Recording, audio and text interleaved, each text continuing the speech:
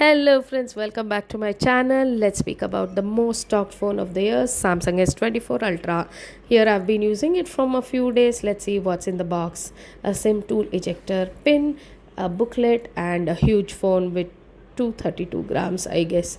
A type C to C cable. One here it is a huge display with 6.8-inch and the sides are titanium. I have bought a titanium gray.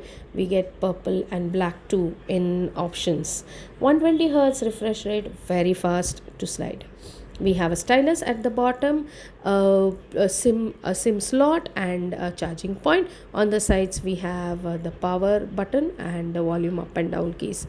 250 and 12 megapixel camera is very good with HDR recording too. The phone has a 5000 mAh battery, and the best part is the AI feature, the most talked feature you can check out on the net too.